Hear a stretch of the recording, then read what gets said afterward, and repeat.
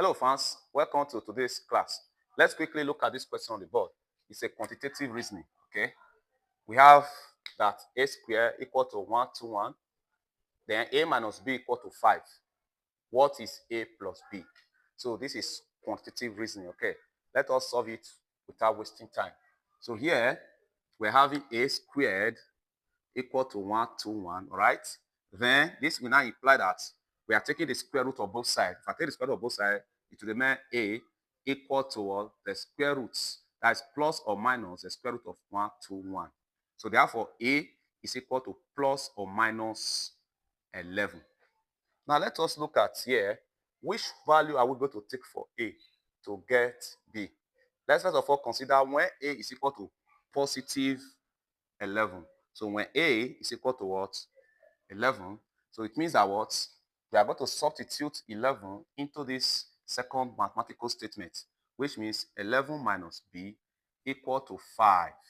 Now let us transpose this b to the other side, or you just move 11 to this side. In either way, we are going to be having b equal to what? 11 minus 5. So if you do it in either way, so which means b equal to what? 6 rather. B is equal to 6 now.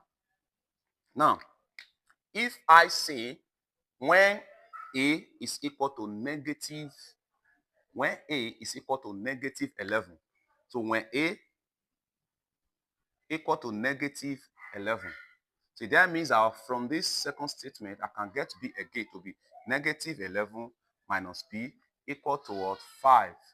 Then I can move this negative 11 to this other side, become negative b equal to 5 plus 11.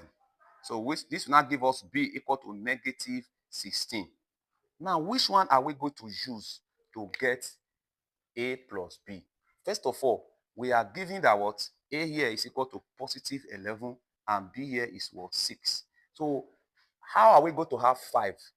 So it means, well, a must be positive for us to have a minus b equal to 5. So in that case, we are taking a to be equal to what? A positive 11. Then b equal to what? 6. So that we now have what? A plus b. It will now give you what? 11 plus 6. So final answer is what? 17. So this is the answer. No, but if you want to also choose minus 11, if you put minus 11 minus 16, we are going to have two values. All right. Since the square root of 121 gave us minus or plus 11. Now we have gotten this. So let us also substitute when a is negative 11 and when b is equal to negative 16. So let's put it here. We then have what? Negative 11, then plus minus 16. So what do we now have? It will now give us negative 11, then minus 16. So which will now give us equal to negative 27. So now the two possible values we can have for a plus b is negative, okay, the first one is 17, then we have negative 27. So if we are looking for positive answer, so we will take this as our positive answer. So these are the two positive values we can have for what? A plus b. That is the answer. I hope you find this class very interesting. If that is true, help us to share this post and do well by liking and commenting. Bye.